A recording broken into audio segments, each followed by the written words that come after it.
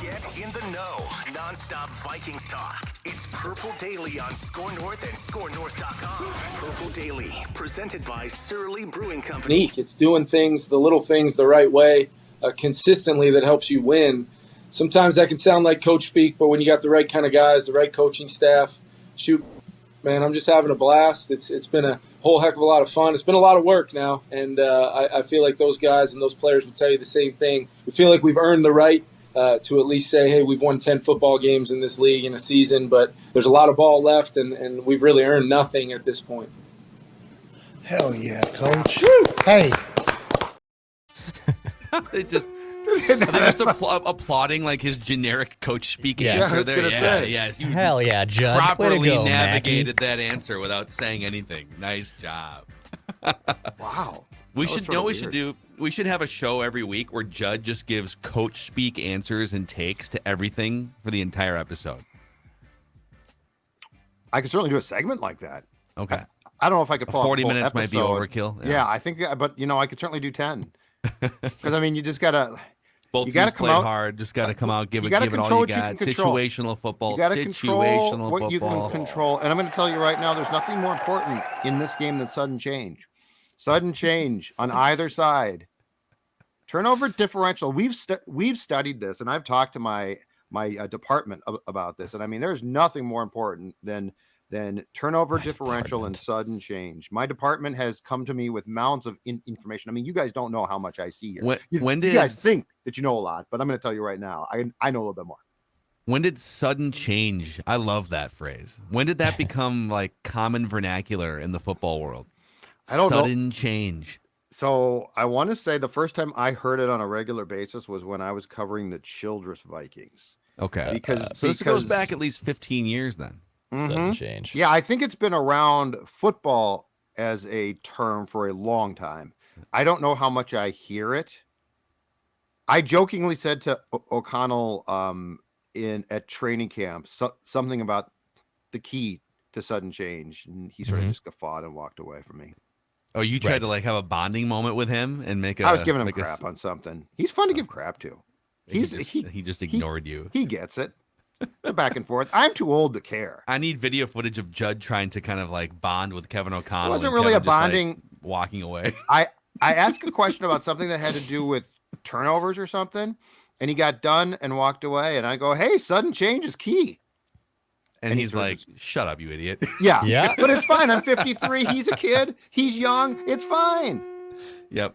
Maybe someday you guys can cheers a Surly together. That might be the play while watching a TCL TV, because those are the presenting sponsors of Purple Daily. TCL is one of the world's best-selling consumer electronics brands. They have a new lineup of award-winning TVs delivering the most entertainment with stunning resolution, all at an affordable cost. Enjoy more of the things you love with TCL. If KOC decided, you know what? I do remember that sudden change, that bonding moment there. I'd like to sit down. When I have time, I'd like to sit down and cheers a Surly. Which Surly would you cheers with Kevin O'Connell? Oh, boy. I think that we would sit down and probably get a couple of Before I Dies, because there's nothing more appropriate. There's nothing better. If you are a Vikings fan or team employee, hell, if you're the head coach, then sharing a Before I Die, because hopefully someday that beer will help lead to a place where the name can be changed because the mission is accomplished. Okay. Yep. There's been a parade. This is all about before we die. We want one thing, and that is not a Gophers national title. That's hopeless. I would like that too. I'm done with that one. I'm done with that one. I want one thing. I've seen a Twins World Series championship. In fact, I've seen two. I want one thing, and that's a Vikings championship. And Before I Die from Surly Brewing speaks to every Vikings fan in this town, not to mention people at the team, because that's what they want too. Speaking of Before I Die, I just saw Mackie take a sip of his tea. Does that glass that you're sipping your tea out of, does that double as a beer stein? Because it kind of looks to me more like a beer stein than a tea glass. We used to have an event at 1500 ESPN radio called the Brewers Ball. Oh, yeah. Did I get and so they gave us these free mugs, and because I was like, wait a minute, coffee glasses in our household are currently in the dishwasher, I went with the green tea and a beer stein today on Purple Daily. Mm-hmm. Interesting. It's a good look. Yeah, I think the Brewers Ball was the first time that I became acutely aware of alcohol volume. So I was like, like you were just sampling all the sampling. That wasn't that long ago. Yeah, that was like 6 years ago. Yeah. Before then, I didn't really pay attention that much. You were like 45 when you figured out what alcohol volume. I didn't pay much attention to it until then, because when you're in your 20s, you don't care, and when you're in your just 30s, drinking these 9.5% craft beers. I did. I got my hands. First of all, bars for the most part don't have on tap really hot. Like they don't have 9%. The breweries do. Yes, the breweries do, and the Brewers Ball did. And so I think I had 2 or 3 sips of some very high alcohol content, and let's just say I had to get a ride home. Amazing. Well, good. Glad that you were responsible.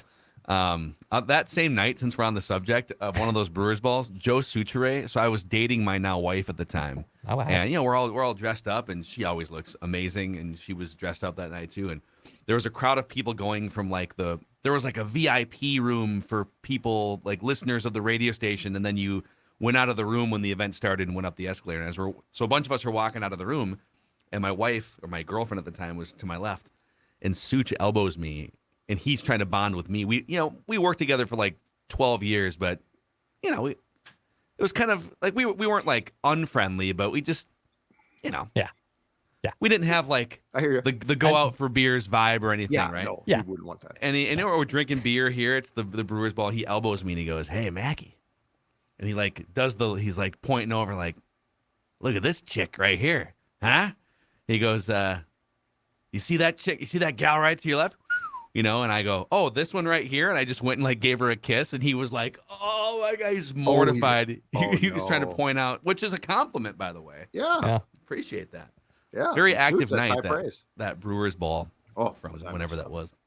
Anyhow, this is the State of the Offense episode every Thursday on Purple Daily, where we dive into basically where do the Vikings stand among all other teams offensively. And what are some key things, key measurements, categories that we can dive deeper on? And we'll get to a random Viking of the week later on here, too. All right. Let's start with the overall snapshot, boys. And it tells an interesting story. It's sort of the story that the analytics and the national media have been pointing to, which is points per game. The Vikings are a fringe top 10 offense. They're 11th in points per game. I think they're averaging, like 23 points a game or 23 and a half, somewhere in there. And the best offenses are at 30. But they're 11th in points per game, 20th in yards per play, 18th in expected points added analytics, and 18th in DVOA from Football Outsiders. So the process, yards per play, expected yards, etc., says it's like the 20th ranked offense. The points say that they're a fringe top 10 offense. And we will dive into sort of why that is in a couple categories. But just before we get to the categories, what are your general thoughts that they continue? We're in freaking December at this point. Right. And their process continues to show you, they're definitely not one of the best offenses, but the output shows you that they are on the verge of being a top 10 offense. I think this comes down to, among other very important things, I think this comes down to what you went through on this very episode last week, Phil, which is, when are you doing it? And the fact that the Vikings actually pretty much suck in the third quarter is a problem, but the fact that they are the output is so tremendous and timely in the fourth is what saves them. So I was having this conversation with someone yesterday. I think analytics are good in football for helping to sort of paint things a bit, but like Dex has always said about hockey, the eye test is huge, and the time and the when is huge. And so I'm not dismissing the Vikings as this, it's a blip or whatever, because this team has a clutch gene that, like last year, didn't have. And last year's team got criticized, and rightfully so. That wasn't luck. Like, if you're good in the fourth quarter as good as the Vikings are, that's not luck. So I think these statistics help to tell a story, but I think part of the problem nationally now is that people look at the statistics and make assumptions off of that. And unless you watch this team play, I think it's hard to understand how they've gotten to where they are. I think it takes more of a thorough understanding from actually watching this team play. And then to go back to last week, as you painted, statistics and production when it matters the most, which this team's been great at. And I've always been, just almost to a fault, a huge analytics guy. I would say like the root of my existence in this business is because I used to be a baseball analytics writer and do fantasy baseball projections and stuff, and I've kind of carried that over. Like clearly never played professionally. Like you got to latch on to kind of what is your thing. And early in my career, it was always analytics, and so I've always had an appreciation for the deep dive numbers and the trends. And I do agree that there is predictive value in a lot of these analytics, or data, if you want to use a different word. Sometimes analytics is like, information would be another word you could use, or data is another word. Sure. And the way the way the Vikings are going about their process, if you were to continue that process, you could use it to predict that if you played 100 games doing this, you're not going to win 10 out of every 12. Correct. And that is true. But the good news for the Vikings is the season isn't 100 games long. It's 17, and they've already played 12. Bingo. They're 10-2. They're in the playoffs. They're going to win their division and play a home playoff game. And so if you want to now, in this small sample size that's left, and I think there's actually a chance they could get better in December and January because it's first-year coach, all the things we've talked about. But no longer can you say, boy, predictively, if they keep doing this, they might not blank. They might not make the playoffs. They might not finish with 10 or 11 wins. They might not. No, they've already done those things. They don't have to give those wins back anymore. So if you want to say that based on what they've been doing process-wise, there's no way they can win 4 straight games against the best teams in the NFL in the playoffs, I will listen to that argument. I think they need to get better defensively. They need to be able to create some separation in a game at some point, probably. But I wouldn't rule it out. I think at this point, you've already gotten this far. Is it feasible that they could, with sort of a half-broken process, but really good situationally, win 2 or 3 close games in the playoffs? Yes. So, yes, there's predictive value, but they've already gone past the point of where it matters. Like, they're 10-2. So right. What are you predicting? They might lose in the playoffs. Okay, well, the Chiefs might lose in the playoffs too at this point. It's becoming kind of almost a crapshoot at this point because you're so far into it, right? Right. Well, and I think this is where baseball is different, okay? To your point, it's more predictive in baseball because you play 162 games.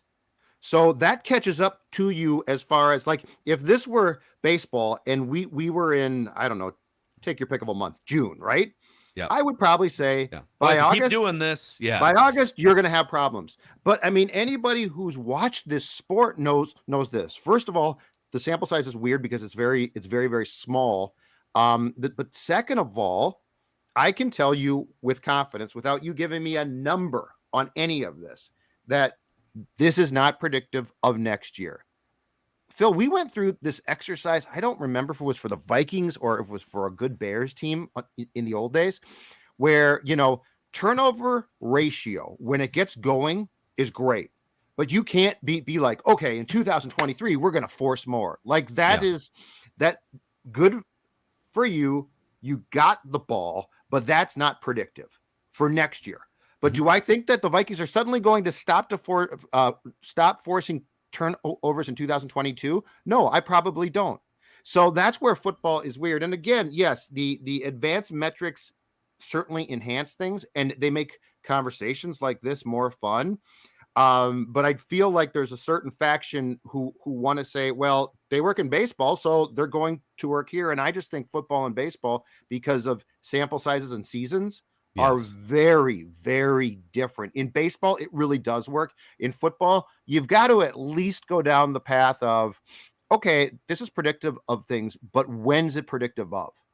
Yep. So we're kind of in lockstep on this. Again, I think their process is flawed enough compared to top teams like the Eagles, the Cowboys, the Chiefs, that it's going to be hard for them to win 4 straight games in January and February doing it this way. Mm-hmm. If they were to play defense like they did in the first half against the Jets, all of a sudden, now their process is better. and they're improving, and I would have a different opinion. And there's still time for that. Right. But let's actually get into the first category here. Declan, are you okay? Did you have to go to the bathroom again? Or Shockingly, is it just your no. camera? Okay. As we have learned, I have no shame in admitting my problems. That was not one of those problems. We're just having a little bit of a false start with the camera, so I had to back up 5 yards, reset the offense, and now we're marching down on 1st and 15. We got to see if we can get a first down and sustain this drive. That poor camera. It's so old. It just wants to quit. We've got a new one hopefully on the way here for Declan. Good. We'll see. That guy can retire. Yep. Hall of Fame. It's been a good 4-year run, a daily 4-year run for that GoPro. Yeah, it's good. Yeah, it was great. So the first category is labeled how, meaning how are the Vikings a fringe top 10 offense and also 10-2 scoring-wise top 10 offense, but bottom 10 in yardage and process offense, which we just talked about. Sure. I'm going to give you 4 reasons why. Red zone offense. The Vikings have the 5th most red zone touchdowns in the NFL. They have 27 red zone touchdowns. Once they get into the red zone, and I think their percentage is top 10 as well. Once they get into the red zone, they cash in. They cash in a lot.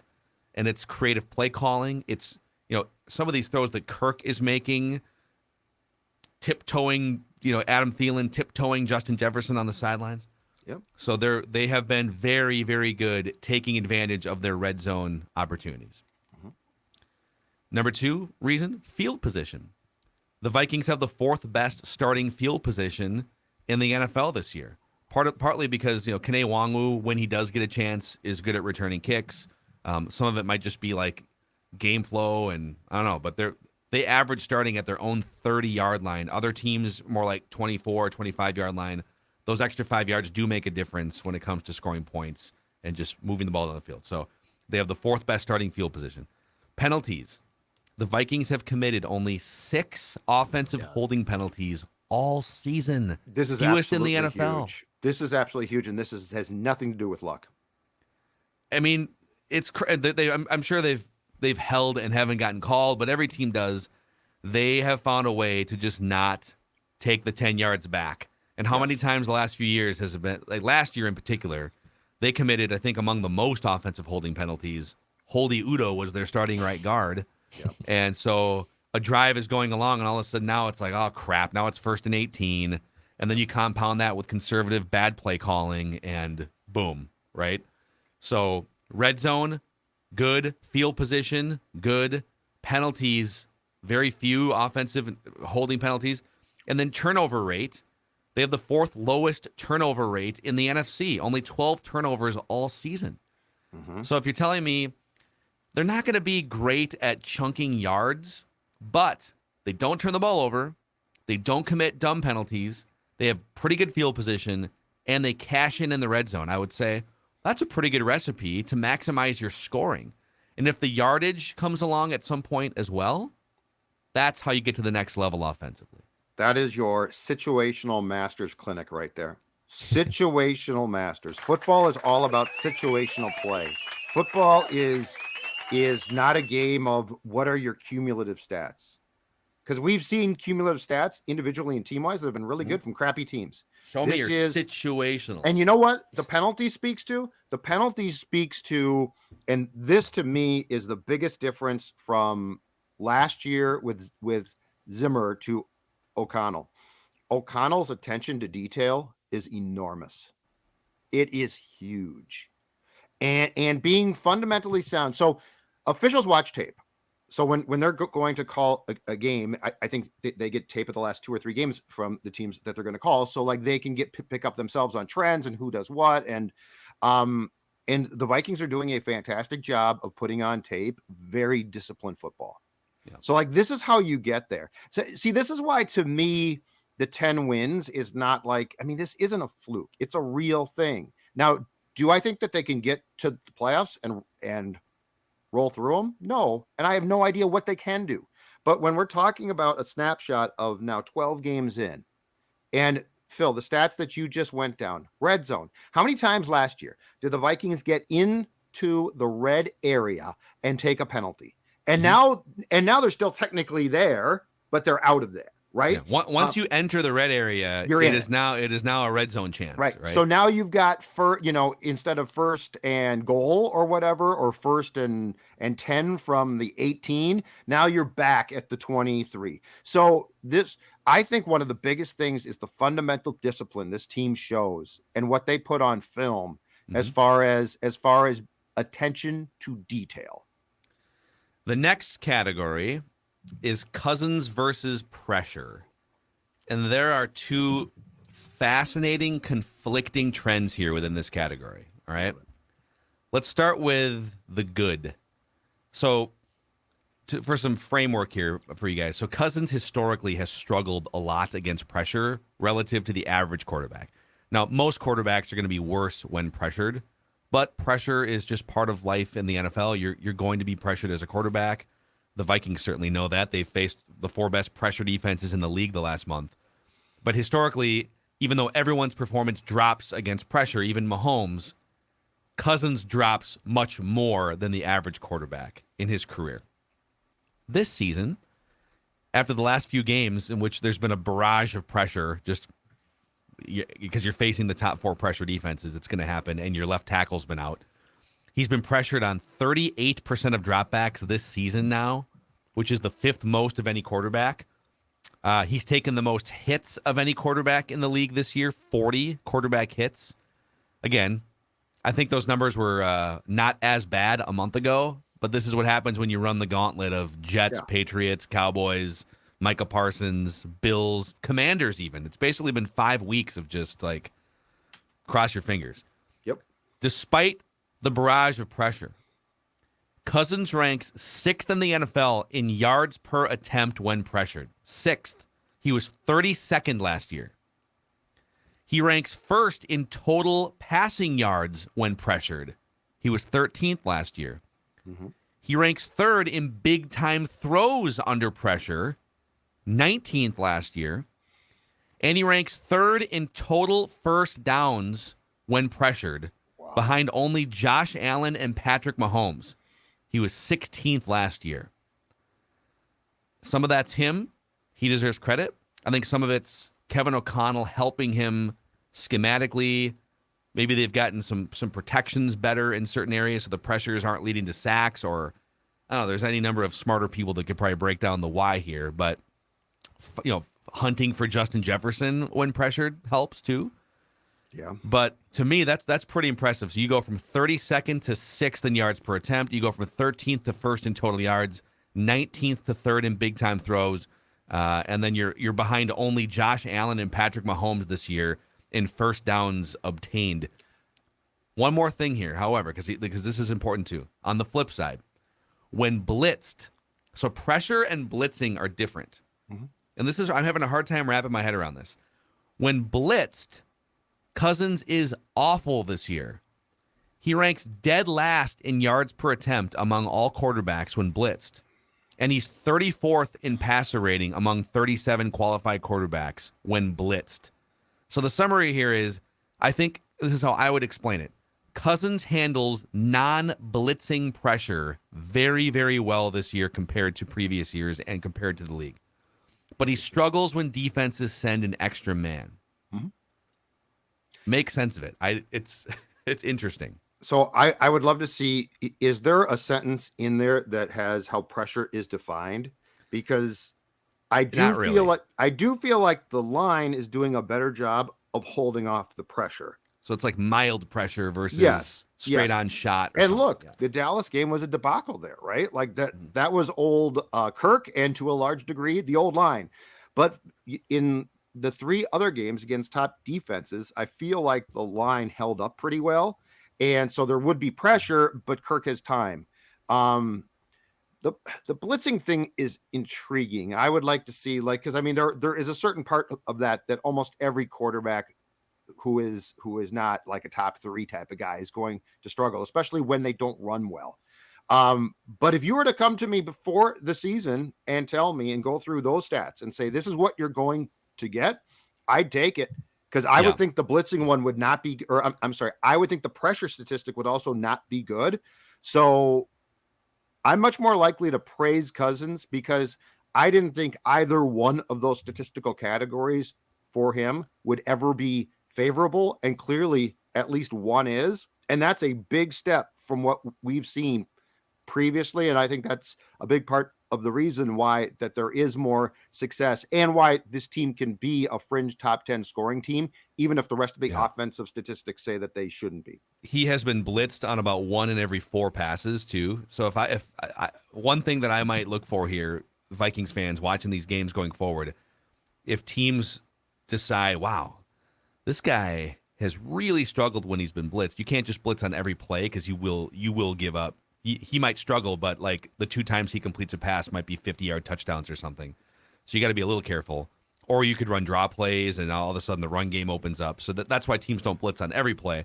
Yep. But I would look for teams to ratchet up pressure, sending extra men in the coming weeks here, because these numbers are kind of crazy when you look at what happens when they blitz him. But overall pressure, non-blitzing pressure, he's been excellent. So the coaching staff though should welcome that. Like if that's going to be, if you're going to do that, then I would trust that O'Connell and the offensive staff can adjust. I do have a theory about why that first statistic also might be improved for Kirk. And it goes back to the springtime during the camps when Kirk talked about the fact that O'Connell had said, I want you to make the throw that I want you to make. I don't want you to be like, okay, I can't make that throw. And yes, there's risk involved, but my guess is the delivery of the football is quicker too. He's clearly making some throws he does not like to make. He can make them. He's got the arm, but I wonder if that also aids him with pressure, because then there's not this he's back in the pocket. Now he pats the football. Well, now the pressure is a real problem because it's right, in his face. I wonder if that might be playing a role. Could that be. He is. I mean, I might be wrong here, but I don't think, and he was blitzed on this play. I don't think he makes the Rager throw prior to 2022. The deep pass where he came back. That was a bleep it ball. Maybe to Thielen, but there is no way that essentially your fourth receiver comes in and gets that ball, right? Previously, I loved it. It was great. I did it too, was but Kirk I'm saying, Chains, man. But I'm saying that's the type of pass that he got rid of, where I think previously he probably takes a hellacious hit like he did and still has the ball. Yeah, that was a classic bleep it ball, and he took a monster hit on that play. I bet O'Connell loved that. Yes. Do we have is there a mic'd up? Do we get Kevin O'Connell mic'd up every game, or was that just a 1 week thing a few weeks ago? I think it's a 1 week thing. Yeah, I think it was unfortunately just a 1 week thing. I'd love to see that dude mic'd up. I just want to see 5-minute highlights of him mic'd up. Wake up in the morning, some inspiration. We'll get to the other 2 categories here momentarily. Yep. But a shout out to our friends at Federated Mutual Insurance Company. So the Vikings offensive line, they're missing their left tackle. They've been letting down their quarterback a little bit the last few weeks, but he's been overcoming some of it. Federated is like having a great offensive line for your business, helping you navigate pressure, whatever the business equivalent is of risks and things that could ding your business out on the horizon. They have over 100 years of helping businesses with that guiding hand. They specialize in risk management, face-to-face relationships. You can find your marketing representative at federatedinsurance.com, where it's our business to protect yours. Our friends at Underdog are providing a wardrobe here for Declan today. Look at that. That's right. Thanks to my friends at Underdog Fantasy for the wardrobe. The best and easiest way to play fantasy sports. Great pick'em options. Speaking of Thursday night football, we got a great Thursday night football matchup tonight finally. It's not just like your classic Jets versus, Broncos game where it's going to be like a 13-10 grind. And instead, we actually get a legit Thursday night football game for the first time in a while. So excited to watch that. Excited to see what happens there. But at the same time, join Underdog Fantasy. The promo code SCORE, SKOR. They'll match your first deposit up to $100. Obviously, they have some great pick'em options. Also in the NBA, the NHL, even the World Cup. You want to get in on shots? You want to get in on crosses? You think you know some soccer? Go put your money where your mouth is at Underdog Fantasy. Promo code SCORE, SKOR. First deposit up to $100. Hey, our friends at Finch Home Solution, too, for incompetent idiots like us. Very helpful. Very helpful. Yes. And it is this simple as well. It only takes one call to our friends at Finch to get any electrical issues in your home solved. Christmas lights not working. It's that time of year when you plug them in outside and you're like, honey, look at this. And then they don't work. Okay. Finch Home Solutions can solve that. need work done to get that hot tub installed? Because you know what? Hot tub in wintertime is fantastic, but the key thing here is there is some electrical work that needs to be done first, or flickering lights. Finch Home Solutions can solve all of these issues. Don't wait until something goes wrong. In fact, Finch is offering right now a free home safety inspection to all of our listeners and viewers. Be sure to tell them, of course, that you heard about Finch on Score North, because there are special deals for you. Phone number is 612-357-2604. 612-357-2604, or just go to finchhomesolutions.com. Finchhomesolutions.com. Don't try to fix it yourself. Don't ignore it. Call our friends at Finch Home Solutions. Boom. All right. 2 more categories here. State of the offense. We'll get to a random Viking of the week. Let's talk about 3 and outs, okay? 3 and outs have been an underrated problem for the Vikings offense. Not as bad as last year, but it's been an issue. Mm-hmm. And there's a trend here that goes back a few years, even before, Kevin O'Connell and whatnot. So I'm gonna give it to you straight here. I'm gonna rip the Band-Aid off. The Vikings had 4 3 and outs in the second half on Sunday. Yeah. And I know we've had this discussion over the last couple of years about offense versus defense, and people this is not exonerating an oftentimes bad defense, but people oversimplify football by putting offense and defense in like their own silos, that the defense gave up this many points. It's the defense's fault. The defense this, but last year, for instance, the Vikings led the NFC with the most 3 and outs. Think about how many times they either had a chance to put a game away or create some extra separation or give the defense a breather for more than 45 seconds, and boom, they just do nothing. They put up a dud, another punting, and oh my God, we got to get back out there. Okay, that happened 4 times in the second half against the Jets. Yes. Again, the Vikings defense gave up too many chunk plays. They were a sieve. They were bad. But the offense compounds it when they stall out, when they stop adding points, and when they just go 3 and out and give the ball right back. Mm-hmm. So a couple other things in here. 4 3 and outs in the second half on Sunday, not good. Last year, the Vikings led the NFC in 3 and outs, like we talked about. This year, the Vikings have the 4th most 3 and outs in the NFC. Not good. And this has been a Kirk Cousins common denominator thing with Kirk Cousins offenses.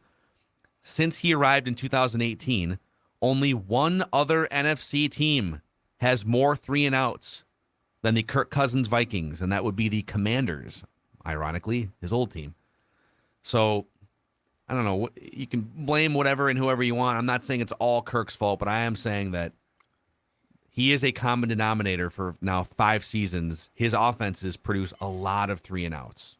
Yeah, and on Sunday it was troublesome because it definitely, like, you wanted to play complementary football as much as possible. You wanted to keep your defense off the field, and they did not. Now, the last 3 and out, if I'm not mistaken, was that sort of tricky situation where the Vikings were at their own 1. And some people wanted O'Connell to try to get a first down by throwing, and I'm like, I don't want to throw there. So it was probably more of an offensive line trust issue, just as much as like yes. Kirk. Well, and if you throw the football there and Sauce Gardner picks that ball off, you're seen as a moron.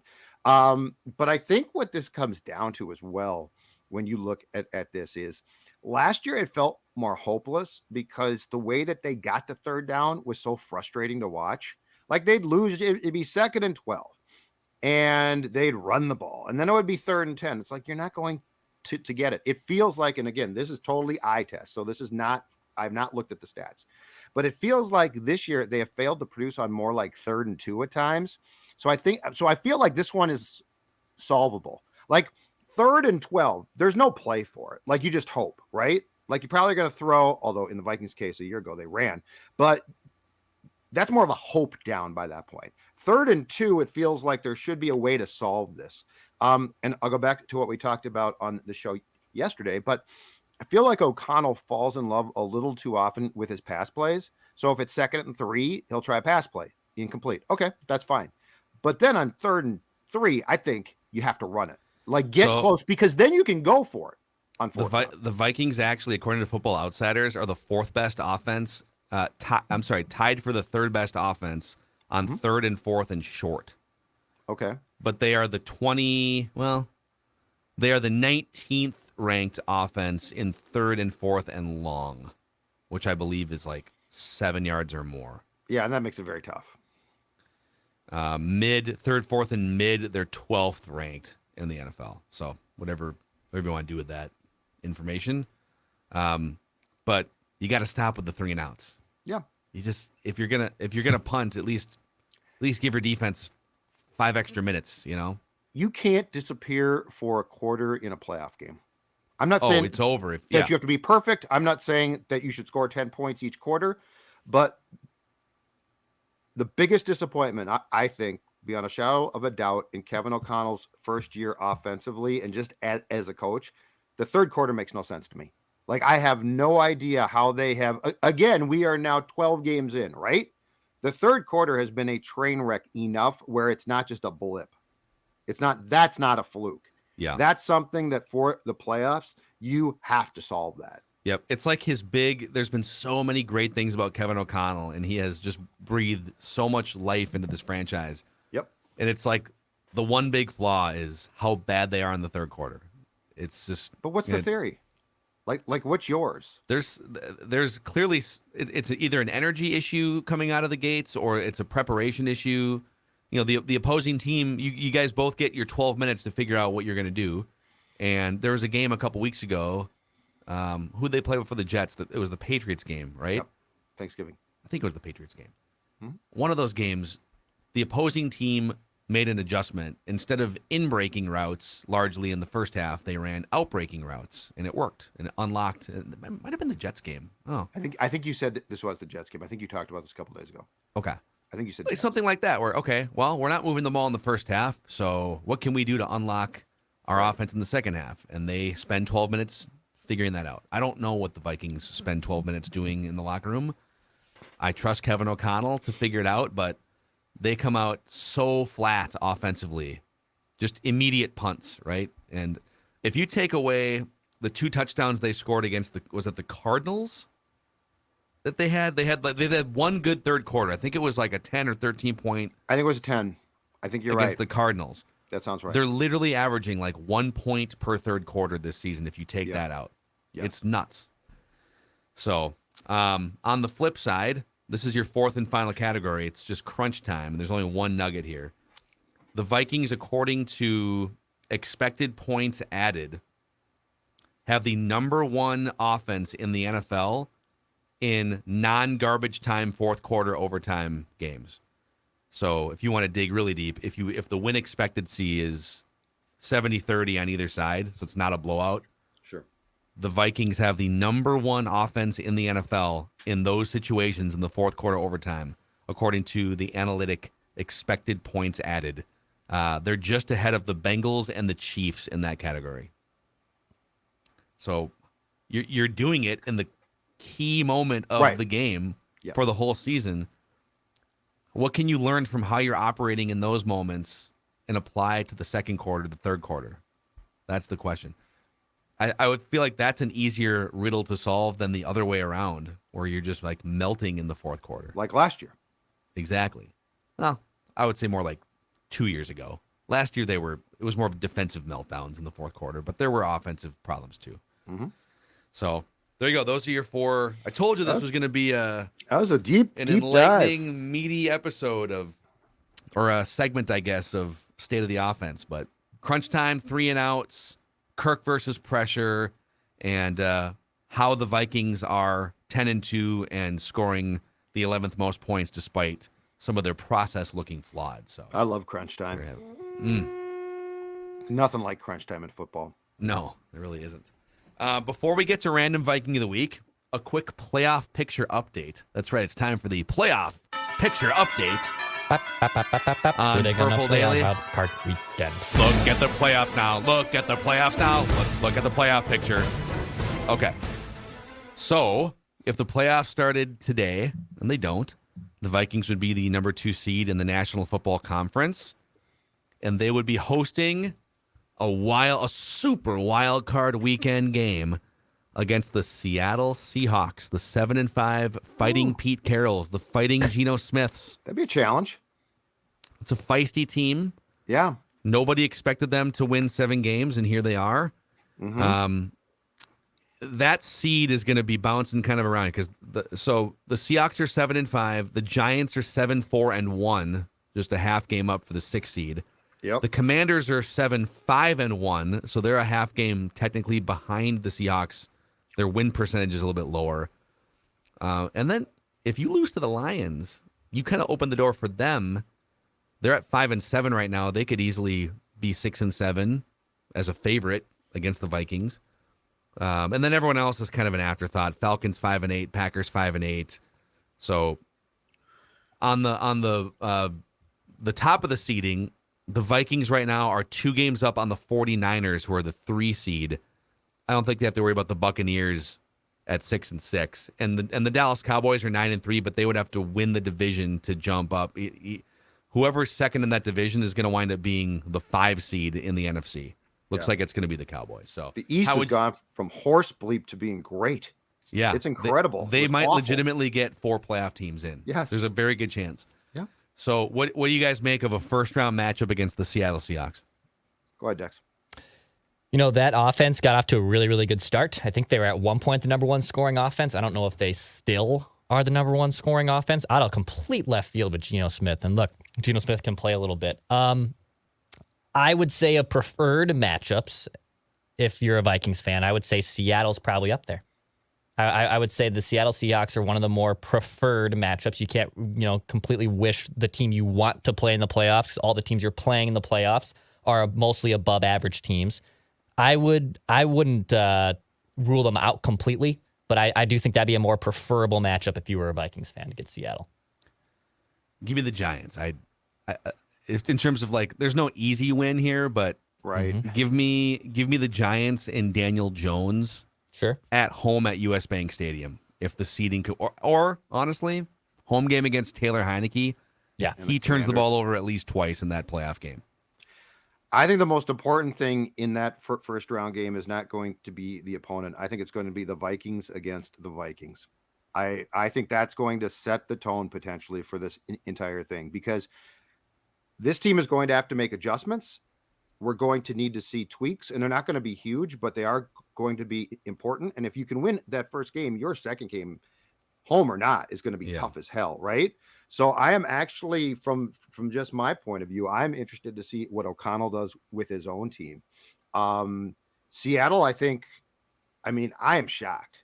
I thought Pete Carroll should be fired. I thought they were a complete mess, and they have gotten a second life, and it's been fun. But I am not so concerned about the opponent in that first game as I am just the Vikings against themselves and what they show. Because to go back to what we said before, if you have a third quarter in the playoffs like you have in the season, I think you're going to be done. Let's go further on this.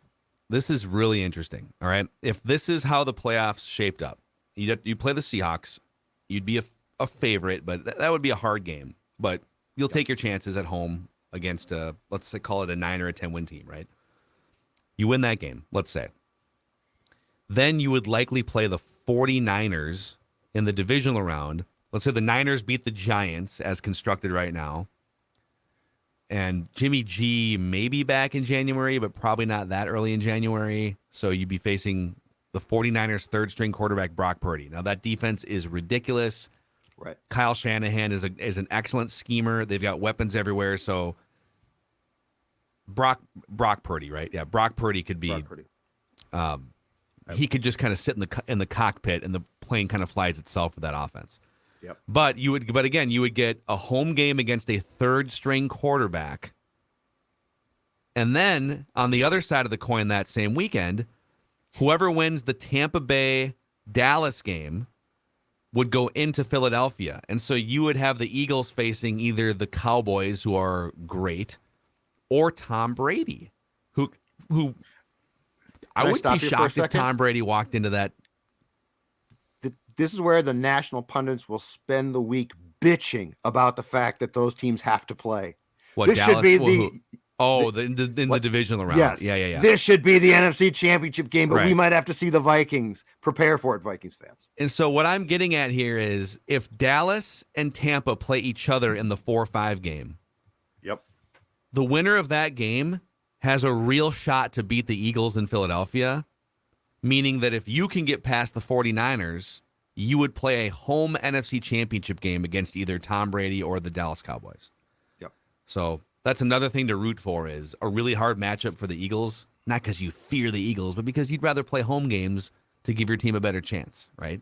Although it would be kind of fun to go into Philadelphia and get some revenge for earlier this year and for 2017. Absolutely. And a Shanahan v KOC matchup would be so much fun. With the 49ers, you're talking about? With San Fran. If the Vikings played San Fran second round here, that game would be great fun. Yep. So there's a lot of fun possibilities. I guarantee you, halfback pass by San Fran, Justin Jefferson pass for the Vikings. there'd be 2 or 3. I guarantee it. Trick plays for sure. All right, it's time for our random Viking of the week here, gentlemen. A battle of wits where Declan and I team up in an attempt to knock Judd off his historical pedestal here. Judd all time has a 40-24 lead on the two of us as we alternate every other week. Although last week, Declan correctly guessed Stephon Diggs, and so that makes 3 out of the last 5 and 5 out of the last 8. I was caught off guard last week. week. The good guys. I'm not going to lie. I was caught off guard completely because I think that was the first active player that we've had, and I was not thinking in that vein at all. Declan did a good job. Yeah, there's no rule that says you can't pick an active player. I know. I didn't complain about it. I'm just saying, I was totally caught off guard. No, I was on my heels. So the rules are, Declan's going to drive the bus this week. He's going to throw out a series of clues, and we can shout out guesses up until we get 3 incorrect each. We can ask Declan questions if we want. He can reject our answers. And this edition of Random Viking of the Week is presented by our friends at Livia, helping countless Purple Daily listeners lose a bunch of weight over the last year. Including me. Dropped 40 pounds a year plus ago now. And the most important thing with my friends is they have helped me keep that weight off. That's right. It's Livia Weight Control Center. So this is not just a quick fix diet plan. This is a plan that helps you drop the weight, and then most importantly, because this is the toughest thing, maintain that weight loss. And this holiday season, give yourself the gift of good health. Get started on your New Year's goals today. That's right. Don't wait. Join the program, and guess what?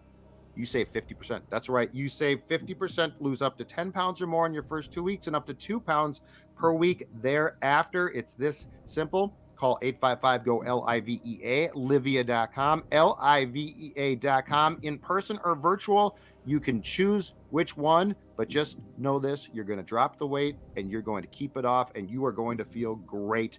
Livia.com. All right, it's time for the Random Viking of the Week. Go ahead, Declan. All right, here we go. This Random Viking of the Week played in 125 games in his career. 125 games for this Random Viking of the Week. A lot of playoff games, too. 11 playoff games in his NFL career.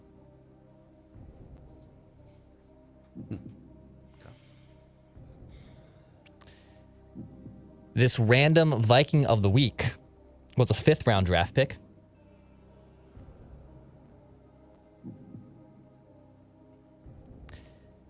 And this Random Viking of the Week spent his entire career with the Vikings. Wow. No other team. Okay. Whoa. Oh, this guy was a 2nd-round pick.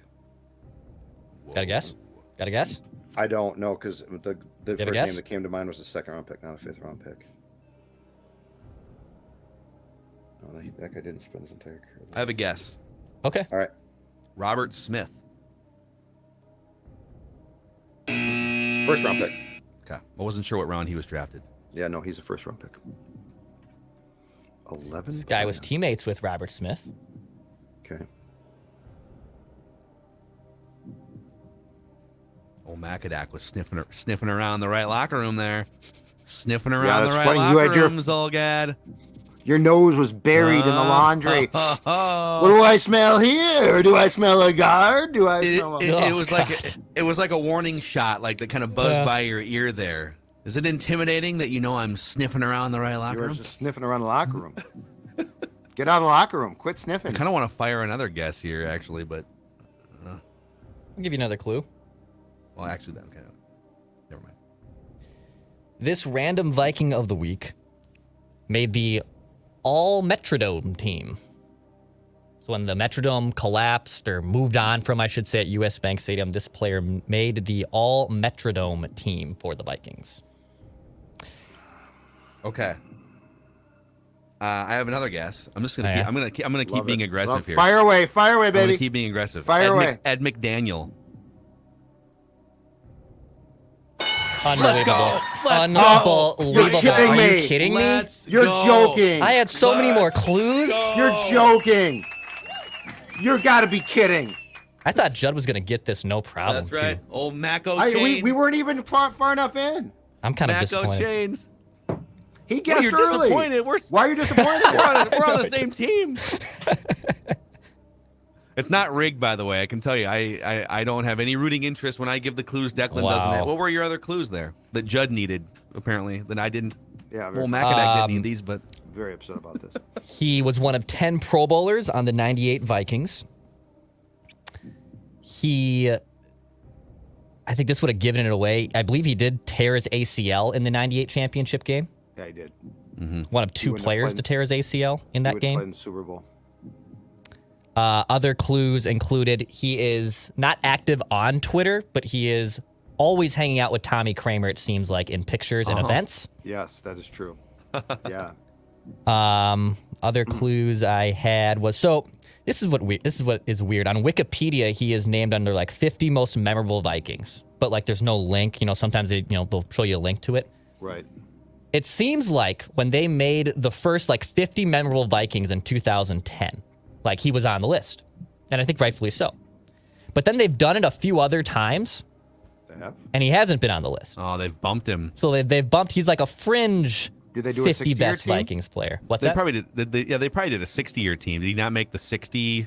Did they not do like 60 best players? In the most like recent one I found, he wasn't on the 50 most memorable Vikings. But in 2010, he was. Who's doing this? Is it the Vikings.com.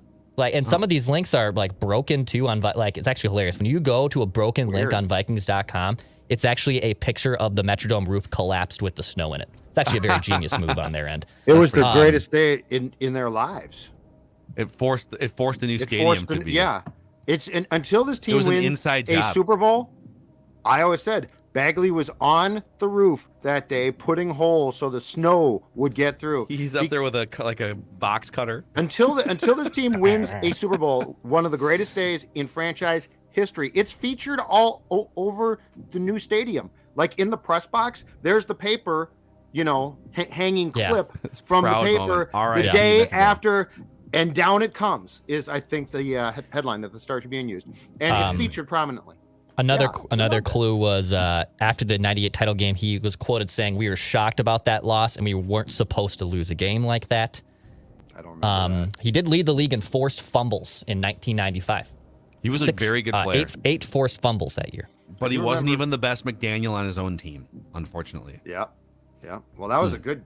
That was a good guess. I was not prepared. I was not prepared to guess there. Yeah. Well, I think the powers might be shifting here in Random Viking of the Week. That is now 6 of our last 9 here, Declan. We've got Judd on the ropes. I'm struggling. In Random Viking of the Week. I'm struggling. I told you guys I might pitch you two against to like take a break for my sanity. Well, we could if you want. We could what we could do is we could I'd like to keep the historical stats, but Judd obviously will have had many more cracks at this. But it would be kind of fun going forward if we all had our own, standings category to see who really is the best historian of Purple Daily here. All right, there you go. All right. That's your Purple Daily State of the Offense, Random Viking of the Week. We'll do a feedback Friday tomorrow. I've already seen probably 15 awesome questions and things that are guaranteed to make the show tomorrow. So we'll see if we can carve out time for more. And don't forget on Sunday, right after Vikings Lions, see if the Vikings can pull the upset over 2.5 point favorite Detroit. Vikings Vent Line is the most fan friendly interactive show in all of Minnesota sports. And you can always find it on the Purple Daily YouTube channel exclusively. We'll see you guys tomorrow on Purple Daily.